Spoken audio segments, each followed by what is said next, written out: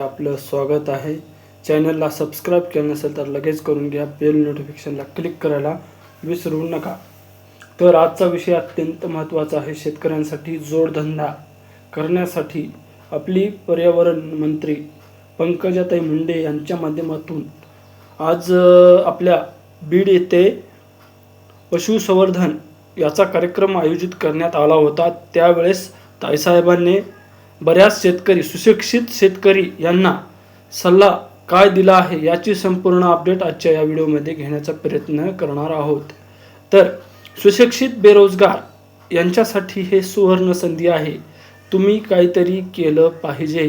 त्याच्यासाठी आपले पर्यावरण मंत्री पंकजाताई मुंडे यांच्या माध्यमातून काय माहिती सांगण्यात आलेली आहे ते पुढे आपण जाणून घेणार आहोत।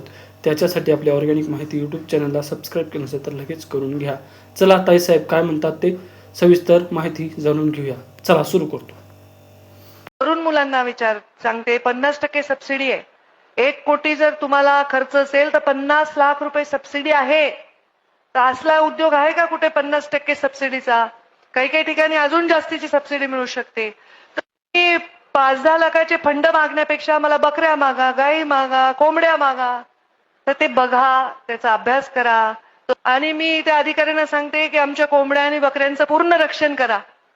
जे सुशिक्षित शेतकरी आहेत त्यांना मार्गदर्शन करताना आपले आदरणीय पर्यावरण पशुसंवर्धन मंत्री आपली पंकजाताई मुंडे यांच्या माध्यमातून अशी माहिती सांगण्यात आली आहे।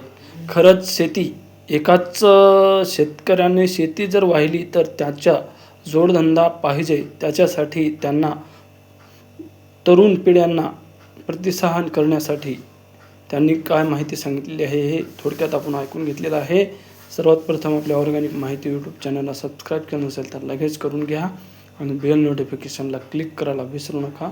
आणि हा व्हिडिओ होता होईल तेवढं शेअर करा, जेणेकरून जे आपला सुशिक्षित बेरोजगार आहे, जे शेतकरी आहे, आपले नवीन पिढीचे जे शेतकरी आहेत त्यांच्यापासून हा व्हिडिओ गेला पाहिजे, जेणेकरून त्यांना या योजनेचा लाभ कसा मिळेल आणि त्याचे डॉक्युमेंट काय लागतील तुम्हाला मी पुढच्या व्हिडिओमध्ये नक्की सांगण्याचा प्रयत्न